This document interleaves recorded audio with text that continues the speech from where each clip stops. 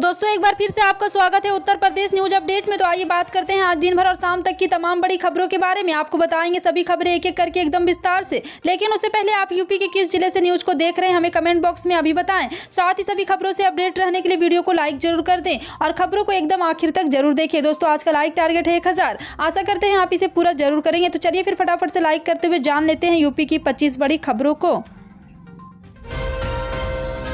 विधानसभा चुनाव के 7वें और आखिरी चरण के मतदान के पूर्व समाजवादी पार्टी के अध्यक्ष और पूर्व मुख्यमंत्री अखिलेश यादव ने रोड शो विजय रथ निकालकर पार्टी और गठबंधन के उम्मीदवारों के पक्ष में माहौल बनाने का भरपूर प्रयास किया। रथ यात्रा से शुरू विजय रथ खास बस की छत पर अखिलेश के साथ शहर, उत्तरी, दक्षिणी और कैंट के प्रत्याशी भी रथ पर सवार रहे। रोड शो में कार्यकर्ताओं की भीड़ देखकर उत्साहित अखिलेश यादव का चेहरा चमक रहा था। हालांकि प्रधानमंत्री नरेंद्र मोदी के मेगा रोड शो के मुकाबले अखिलेश यादव का रोड शो कमतर रहा। बावजूद उन्होंने अपनी ओर से पार्टी को चुनाव के मुख्य फाइट में ले आने के लिए कार्यकर्ताओं और नागरिकों का अभिवादन कभी हाथ जोड़कर तो कभी हाथ हिलाकर किया। पुष्प वर्षा के बीच वाहन पर सवार अखिलेश यादव अखिलेश पार्टी के उम्मीदवारों को जिताने की अपील भी करते रहे। रोड शो के बीच स्वागत पोस्टरों, बैनरों को लेकर सड़क के दोनों ओर खड़े समर्थकों को देख अखिलेश भी उत्साहित नजर आ रहे थे। शुक्रवार को मुरादाबाद निवासी के अर्पित शर्मा यूक्रेन से वापस घर लौटे। अपने जिगर के टुकड़े को जब माता पिता सहित पूरे परिवार ने अपनी आंखों के सामने खड़ा देखा तो वो भावुक हो गए और सभी की आंखें भर आई। अर्पित ने अपने परिजनों, संबंधियों और पड़ोसियों से रूस यूक्रेन विवाद के ताजा हालात बताए।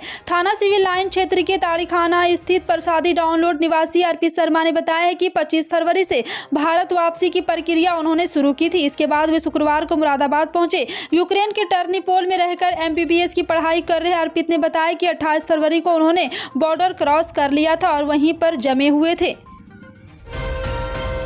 भाजपा गठबंधन और समाजवादी पार्टी के नेतृत्व वाले गठबंधन के सहयोगी दलों के लिए प्रधानमंत्री नरेंद्र मोदी के वाराणसी निर्वाचन क्षेत्र में विधानसभा सीटों पर जीत हासिल करने के लिए अपने मूल मतदाताओं को जुटाने का काम आसान नहीं है। केंद्रीय मंत्री अनुप्रिया पटेल और निषाद दलों के नेतृत्व में अपना दल की ताकत की भी परीक्षा वाराणसी में होगी। वाराणसी में अंतिम चरण में 7 मार्च को मतदान होना है। इसी तरह अनुप्रिया की मां कृष्णा पटेल के नेतृत्व वाले अपना दल और ओम प्रकाश राजभर के नेतृत्व वाले सुहेलदेव भारतीय समाज पार्टी की अखिलेश यादव के नेतृत्व वाले गठबंधन के लिए विशेष रूप से वाराणसी में उपयोगिता की परीक्षा होगी। उत्तर प्रदेश विधानसभा चुनाव के 7वें और अंतिम चरण में 9 जिलों की 54 विधानसभा सीटों के लिए चुनाव प्रचार शनिवार शाम थम जाएगा। मुख्य निर्वाचन अधिकारी अजय कुमार शुक्ला ने शुक्रवार को बताया कि 7वें चरण के निर्वाचन के लिए 3 विधानसभा सीट चौकिया, राफटूसगंज और दुद्धी के लिए चुनाव प्रचार शनिवार शाम 4 बजे थम जाएगा, जबकि अन्य 51 सीटों पर कल शाम 6 बजे के बाद प्रचार प्रसार पर रोक लग जाएगी। इन सभी सीटों पर 7 मार्च को सुबह 7 बजे से ही वोट डाले जाएंगे। चकिया, राफटूसगंज और दुद्धी सीट पर शाम 4 बजे तक मतदान होगा, जबकि अन्य 51 सीट पर मतदान 6 बजे तक जारी रहेगा। समाजवादी पार्टी संरक्षक मुलायम सिंह यादव के पूर्वांचल की सबसे चर्चित जौनपुर जिले की मल्हनी विधानसभा में चुनावी जनसभा को संबोधित करते हुए कहा कि देश का विकास करना है तो किसानों और नौजवानों की खुशहाली और तरक्की के बारे में विचार करना होगा। मैनपुरी के करहल में अपने पुत्र सपा अध्यक्ष अखिलेश यादव के लिए वोट मांगने के बाद 7वें चरण के चुनाव में अपने खास मित्र स्वर्गीय पारसनाथ यादव के पुत्र लकी यादव के लिए वोट की अपील करते हुए यादव ने शुक्रवार को कहा कि अगर देश का विकास करना है तो किसानों को सुविधा देनी होगी, नौजवान के बारे में सोचना होगा। जनता इतनी बड़ी संख्या में हमारे साथ आई है, जनता की उम्मीदों को पूरा करना हमारा फर्ज बनता है। आज देख रहे हैं क्या हाल है, कहीं पर हिंसा है, कहीं अत्याचार है, कहीं जाति के नाम पर भेदभाव हो रहा है। हम कोई भेदभाव नहीं करेंगे, सबको साथ लेकर चलेंगे। जनसभा में मौजूद यह भीड़ संकेत करती है कि जौनपुर से सपा को बड़ी जीत हासिल होने जा रही है। हिमाचल प्रदेश के मुख्यमंत्री जयराम ठाकुर ने अपने कार्यकाल का आखिरी बजट पेश किया। इस बजट में जयराम सरकार कर्मचारियों, कारोबारियों, युवाओं, महिलाओं, बुजुर्गों समेत समाज के सभी वर्गों के लोगों पर फोकस किया है। उन्होंने अपने बजट भाषण में युवाओं को 30,000 नौकरी देने, पंचायत प्रतिनिधियों का मानदेय बढ़ाने, 3 LPG सिलेंडर मुफ्त देने जैसी कई घोषणाएं की है। मुख्यमंत्री ने बजट 2022 में मासिक वृद्धावस्था पेंशन 1001 रुपये से बढ़ाकर 1500 रुपये कर दी है। वहीं इस पेंशन के लिए आयु सीमा 70 वर्ष से घटाकर 60 वर्ष की गई है, जबकि विधायक क्षेत्र विकास निधि 1.80 करोड़ रुपए से बढ़ाकर 2 करोड़ रुपए की गई है। वहीं विधायकों के वार्षिक विवेकाधीन अनुदान को 10 लाख रुपए से बढ़ाकर 12 लाख रुपए करने की घोषणा की है। जी हां, आपको बता दें कि जयराम ठाकुर ने एक और नया पहल किया है।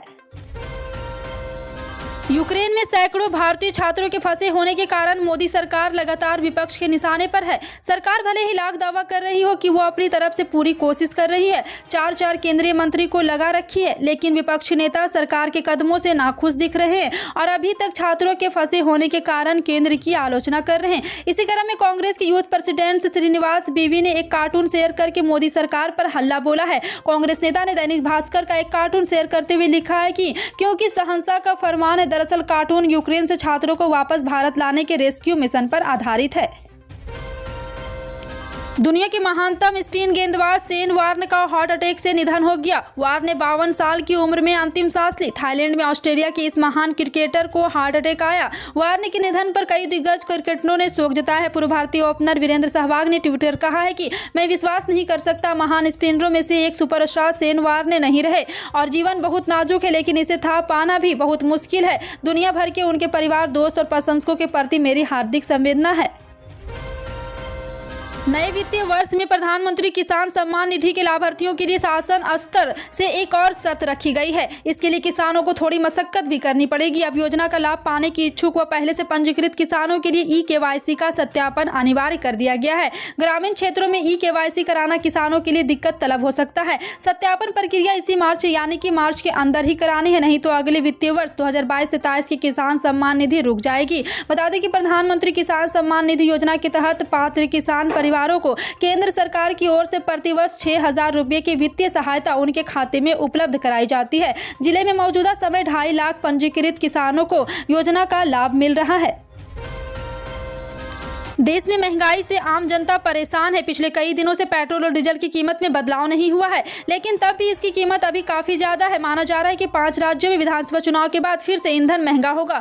तेल कंपनियों को भी यहां पे माना जा रहा है कि नुकसान की भरपाई के लिए पेट्रोल और डीजल की कीमत 16 मार्च तक 12 रुपये प्रति लीटर से भी ज्यादा बढ़ाने की आवश्यकता है। ICICI सिक्योरिटीज ने एक रिपोर्ट में कहा है कि पिछले 2 महीनों में अंतर्राष्ट्रीय स्तर पर तेल के दाम बढ़ने से सरकारी स्वामित्व वाले खुदरा तेल विक्रेताओं को लागत वसूली के लिए 16 मार्च 2022 या उससे पहले ईंधन के दामों में 12.1% लीटर की वृद्धि करनी होगी। वहीं तेल कंपनियों के मार्जिन को भी जोड़ लें तो 12 रुपये प्रति के लिए मूल्य वृद्धि की आवश्यकता है।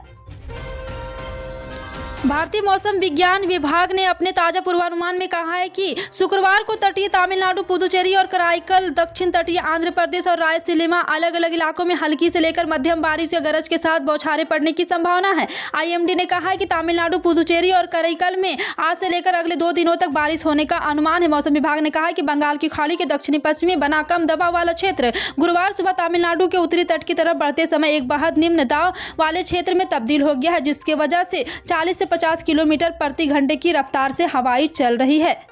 इसी के साथ दोस्तों आज के यूपी की ताज़ा और बड़ी खबरों में अब तक के लिए इतना ही। अभी तक वीडियो को लाइक नहीं किए तो लाइक करें, वीडियो को ज़्यादा से ज़्यादा लोगों में शेयर करें। यूपी की ऐसी ही ताज़ा अपडेट के लिए सब्सक्राइब कर बगल में घंटी के निशान को जरूर दबा लें। खबरों को अंत तक देखने के लिए धन्यवाद।